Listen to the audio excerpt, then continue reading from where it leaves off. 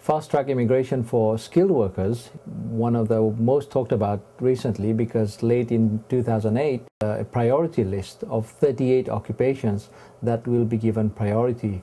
And Citizenship and Immigration Canada has indicated that applicants who are in that 38, in one or more of those 38 occupations, will be processed between 6 to 12 months. What the new ministerial instructions do, basically filters, CIC calls it filters. There are 3 filters now that will determine whether an applicant's application under the skilled worker category, the point system, will be processed or not. The first filter, the first door, if you like it, is if someone has arranged employment. Arranged employment, I've spoken about that previously. If you're outside Canada, you have an offer from an employer and that's approved by HRSDC. If you have an arranged employment, you will be eligible to be processed under the fast-track process. If you are an international student or a foreign worker in Canada who have been in Canada for at least 1 year, you would fall under that category as well. If you meet the other requirements of scoring the minimum points. For instance, if you're a cook working in Canada and you score 67 points, you would be eligible, you will be processed under the fast-track process. The third one is where if you don't fall under filter 1 or 2, you have to, your occupation or occupations have to be in one of the 38 occupations listed.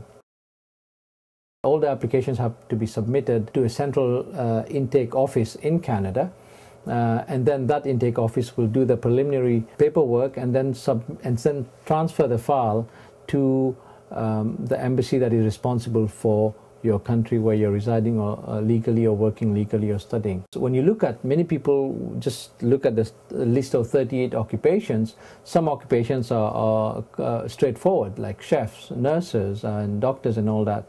But you also have to look at the duties. If you think you're on the occupation list, you have to be careful. Don't just go by job title. You have to also look at the duties, the main duties. And in Canada, there is something called the National Occupation Classification. You have to go to that classification and then look at the duties. Usually there are about 8 to 10 duties listed per occupation, main duties. And if you perform 7, 8 of them, then most likely your occupation matches the title of the occupation, and then you'll be eligible to be processed faster. There are a few clarifications that one has to highlight. One is a lot of questions. A lot of people ask me, what is 1 year continuous employment?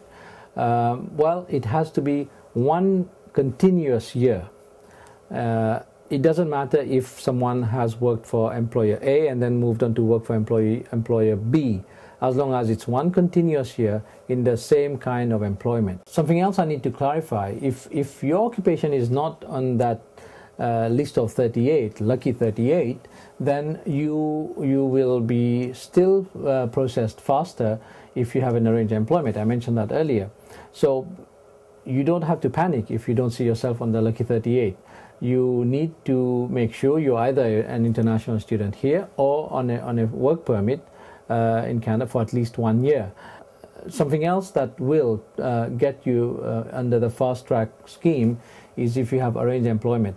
If your occupation is not on the list, but you have an employer in Canada who's interested in sponsoring your immigration and completes and gets an arranged employment approved by HRSDC, then you will be processed faster.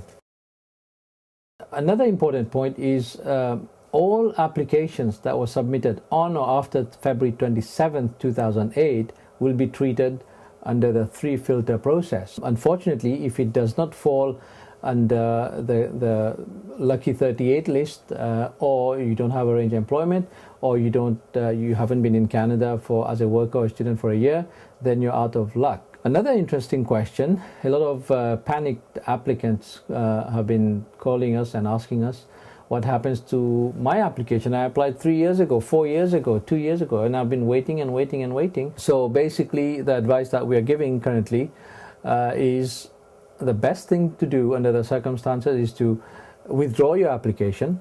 CIC will refund your money, and then reapply, because if you applied before, you would have applied in the simplified application process, which was just a 2, 3, 4 page application. So now you withdraw your application, and then you submit under the fast track if your occupation is under 38. If you find yourself on the list of 38 occupations and you leave your application that is 2, 3 year old, the embassy unfortunately will not go find your application and bring it up to be processed fast. You have to do it. If you have a lawyer, you have a representative, they will give you the best advice as usual, and they will tell you what's in your best interest. What happens to old applications that predate February 27th, that was submitted before 27th of February 2008, and they are not, that occupation is not on that Lucky 38 as I call it, they will be processed normally as per old rules, and we don't know how long it will take, but definitely priority will be given to the Lucky 38, arrange employment, international students and workers who are in Canada. So as usual, get good advice, get a good lawyer, good luck.